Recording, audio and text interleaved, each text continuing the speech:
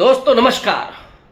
Operation सिंदूर के बाद भारत की दो महान बेटियों ने आकर के देश को संबोधित किया था, कर्नल शोफिया और व्योमिका सिंह। और दोनों ने देश को बताया था कि कैसे भारत की फौजों ने पाकिस्तान के ऑक्युपाइड कश्मीर में घुस करके आतंकवादी ठिकानों को नेस्तनाबूद कर दिया है। 9 जगहों पर बमबारी हुई थी, आतंकवादियों का खात्मा कर दिया था। उसके बाद जो हुआ उसके बारे में हम कई बार चर्चा कर चुके हैं, लेकिन आज इस विषय पर इसलिए आए हैं कि वही कर्नल शोफिया कुरैशी जिसने इस देश का मस्तिष्क ऊंचा किया, आपको गौरवान्वित होने का अवसर दिया, और आज एक भारतीय जनता पार्टी का नेता भेड़िया और गुंडा बनकर के कर्नल शोफिया को आतंकवादियों की बहन कह रहा था। मैं बात कर रहा हूं मध्य प्रदेश का एक कबीना मंत्री विजय शाह की। मैं उसके लिए एक भी सम्मान सूचक शब्द का इस्तेमाल नहीं करना चाहता। और ये वो पार्टी है जो अपने आप को संस्कारी पार्टी कहती है, जिनके श्लोक होते हैं यत्र नार्यस्तो पूज्यन्ते रमन्ते तत्र देवता। लेकिन असल में इनके लिए नारियां क्या हैं, स्त्रियां क्या हैं, ये सब जानते हैं। और इनकी आंखें फटी रह गईं जब कर्नल शोफिया और व्योमिका सिंह ने एड्रेस किया देश को। असल में ये संस्कारी पार्टी और आरएसएस के लोग, उस विचारधारा के लोग पितृसत्तात्मक हैं। उन्हें स्त्री ऐसे दिख जाए ये बर्दाश्त ही नहीं। एक और इस विचारधारा का पोषक है हर्षवर्धन त्रिपाठी, कई बार चैनल्स पर दिखता है। उसने जो बोला कि बाकी सब तो ठीक है, लेकिन कर्नल शोफिया और व्योमिका सिंह को नहीं उतारना चाहिए था। इस हर्षवर्धन त्रिपाठी को प्रॉब्लम क्या है? और वो सेकुलरिज्म शब्द का इस्तेमाल करता है। ये सेकुलरिज्म का दिखावा नहीं होना चाहिए था। कर्नल शोफिया कुरैशी धर्म से मुसलमान, व्योमिका सिंह हिंदू, लेकिन दिक्कत व्योमिका सिंह ओबीसी, पिछड़े समाज से आने वाली महिला, और एक मुस्लिम समाज से आने वाली महिला देश का सिर गर्व से ऊंचा करे, ये कैसे बर्दाश्त होगा? और इसीलिए भेड़िया लग गए उन महिलाओं का अपमान करने। और आज तो हदें पार हो गई जब वो विजय शाह ये कहता है, और जो उसने बोला, अगर उसके अल्फाजों को आप सुनिए, मेरी इल्तिजा है कि आप उस वीडियो को देखें। वो कहता है कि जिन आतंकवादियों ने पैंट उतरवा करके धर्म पूछ करके गोली मारी, मोदी जी ये तो नहीं कर सकते थे, लेकिन मोदी जी ने उन्हीं आतंकवादी की बहन को लगा दिया, उन्हीं को मरवाने के लिए। अब ये जो भाषा है, उस भाषा को आप सुने तो क्या आप पर गुजरेगी, मैं समझ सकता हूं। कर्नल शोफिया, जिनका पूरा परिवार और पीढ़ियां इस देश की नींव में, जिन्होंने कई लड़ाइयां लड़ी, देश की सेवा की, व्योमिका सिंह, लेकिन उन्हें बर्दाश्त नहीं, क्योंकि असल में इस पूरे मामले का उन्हें सांप्रदायिकीकरण करना था। लेकिन इधर अब जैसे ही सीज फायर हुआ है, तो उसके बाद अभी तिरंगा यात्रा निकालनी है 13 से शायद 20 तक। अब उस तिरंगा यात्रा में क्या करना है? हालांकि जो पैंट उतरवाने की बात कर रहा था मंत्री, यहां किसकी चड्डी उतरी है ये पता है। और वो आका जिसको विश्वगुरु होने का तमगा लेकर के पूरी दुनिया में दौड़ रहे थे, तमाम भक्त मंडली के साथ, भारत तो विश्वगुरु बन गया, और देखा जलवा। देखो ऐसा डंका बज रहा है, डंका बज रहा है कि लंका बज रहा है ये नहीं पता है।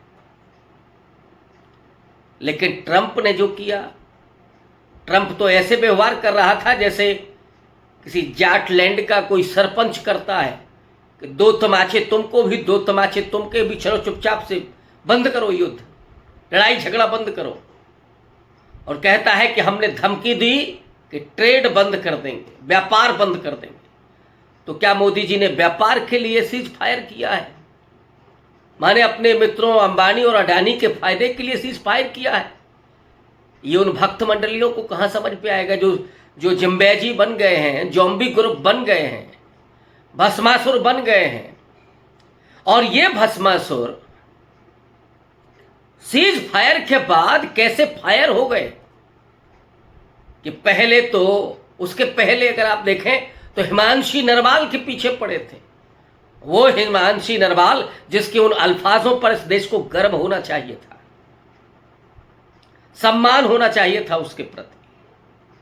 वो हिमांशी जिसने अपने पति को खोया था उस आतंकवादी हमले में, और उसने कहा कि मुझे न्याय चाहिए, लेकिन इस देश के मुसलमानों और कश्मीरियों के प्रति नफरत नहीं चाहिए, क्योंकि आतंकवादियों का कोई धर्म नहीं और आतंकवादियों को किसी तरह से बख्शा भी नहीं जाना चाहिए। सवाल तो यह पूछा जाना चाहिए था कि वो आतंकवादी गए कहां, किस बिल में घुस गए।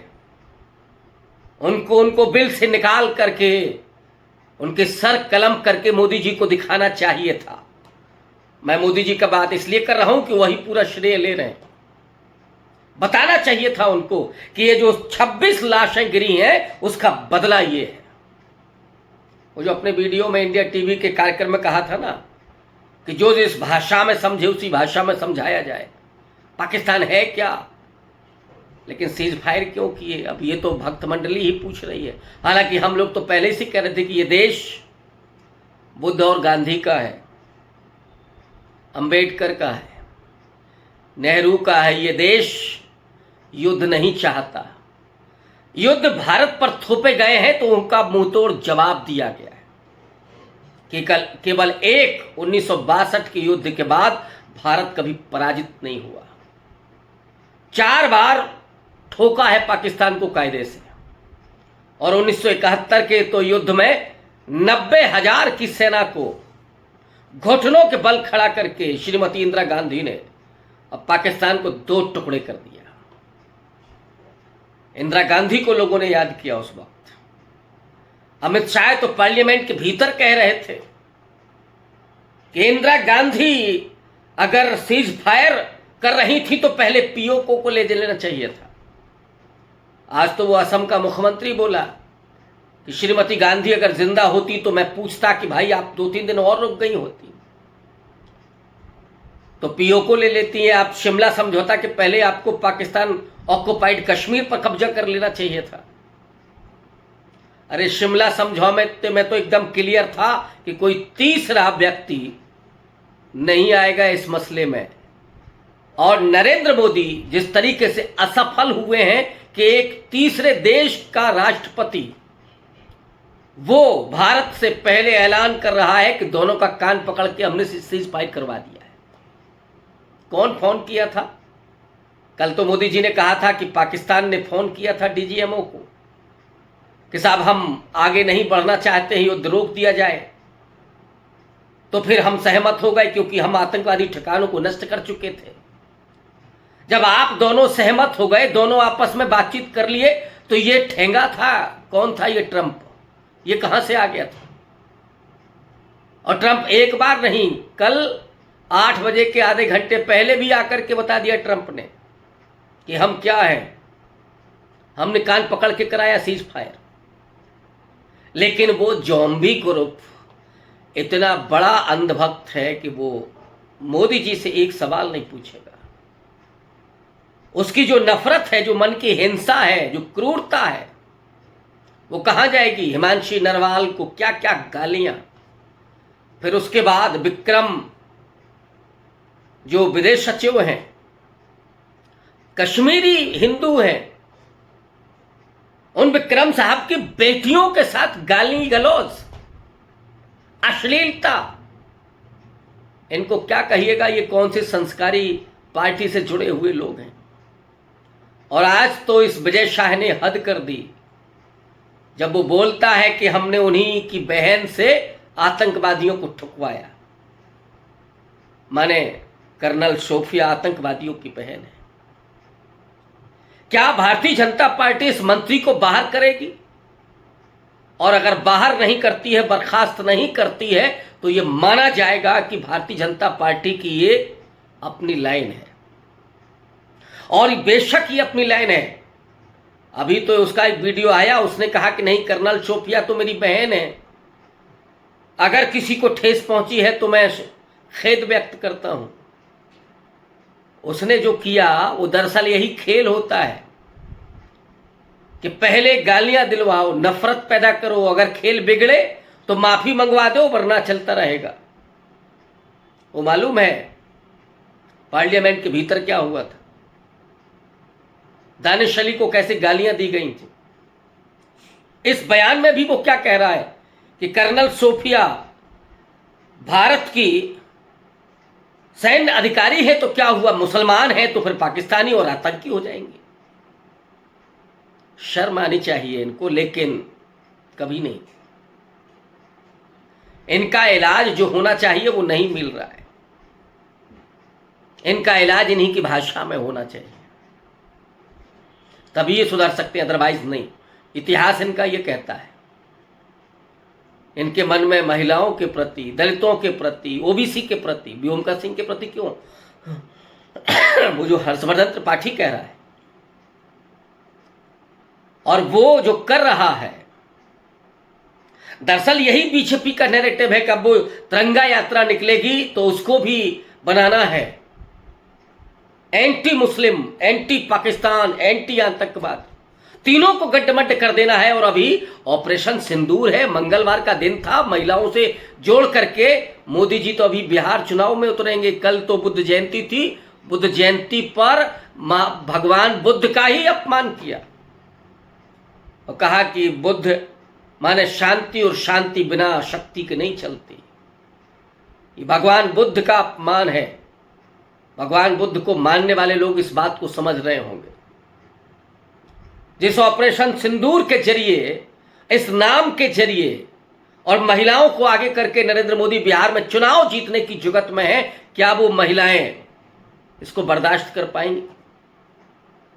अभी वहां यही चलेगा कि उन्होंने हमारी बहनों के सिंदूर पहुंच दिए तो हमने उनके गर्दन काट दिए, ठिकाने नेस्तनाबूद कर दिए, खंडहर कर दिए, बर्बाद कर दिए। ये अभी चलेगा भाषण कि मोदी जी ये भूल गए हैं कि इंदिरा गांधी होना अलग बात है, युद्ध के मैदान में जीत हासिल करना अलग है, चुनाव के मैदान में जीत हासिल करना अलग है।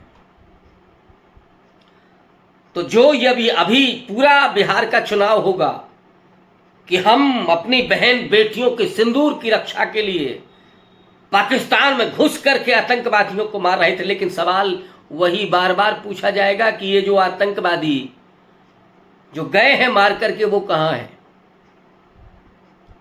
और ये जो उसके वजह से युद्ध की जैसी स्थिति आ गई।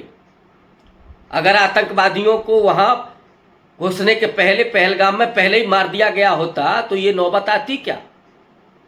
देश इतने संकट में और संवेदनशील स्थिति में पहुंचता क्या? और जवाब नरेंद्र मोदी कब देंगे कि पाकिस्तान जीत का जश्न क्यों मना रहा है? कराची में क्यों जीत के जश्न मनाए जा रहे हैं? इस्लामाबाद में क्यों? लाहौर में क्यों? आप क्यों नहीं जवाब दे रहे हैं? और आज तो पाकिस्तान ने जो कार्ड खेला है, जो देश कभी ये दिखाता था कि हम आतंकवाद के विक्टिम हैं और पाकिस्तान को हमेशा से विदेश नीति और कूटनीति के स्तर पर अलग थलग करके छोड़ दिया था भारत ने, आज वही पाकिस्तान ये दावा कर रहा है कि हम तो विक्टिम हैं। कल मोदी जी ने जो सीना ठोक करके बोला है चुनावी भाषण, आज पाकिस्तान उसी का दुरुपयोग करने जा रहा है और ये कह रहा है कि हम तो आतंकवाद से पीड़ित हैं। और हमें ही भारत ने जिस तरीके से ये कोशिश की है और इसके जरिए विक्टिम कार्ड खेल रहा है अंतर्राष्ट्रीय जगत में, अंतर्राष्ट्रीय स्थिति में भारत की क्या स्थिति होगी, क्या स्टैंड होगा?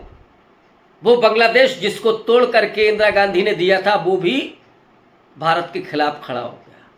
चारों तरफ हर मोर्चे पर फेल, फिर उसी हिंदू मुसलमान के नैरेटिव में इस देश को ले जाना चाहते हैं और केवल चुनावी राजनीति करना चाहते हैं। देश के मान और सम्मान से उससे कोई लेना देना नहीं है। प्रधानमंत्री नरेंद्र मोदी को प्रधानमंत्री का मतलब है कि केवल अधिकारों का भोग करना, कर्तव्यों का निर्वहन नरेंद्र मोदी ने कभी नहीं किया, चाहे वो नोटबंदी हो, चाहे वो कोरोना काल हो, चाहे चाइना के साथ गलवान घाटी में सैनिकों का झड़प हो या फिर पाकिस्तान के साथ। सवाल आज भी वही बना रहेगा कि वो आतंकवादी घुस करके कैसे आए, और ये हिम्मत उस शाह की, विजय शाह की, कि कर्नल सोफिया को ये बोले कि वो आतंकवादियों की बहन है। बीजेपी का अगर स्टैंड ये नहीं है तो उसको तुरंत बर्खास्त किया जाए और पूरी भारतीय जनता पार्टी माफी मांगे सेना से, क्योंकि ये सेना का अपमान है और देश का अपमान है और ये बयान देशद्रोह है। शुक्रिया, धन्यवाद।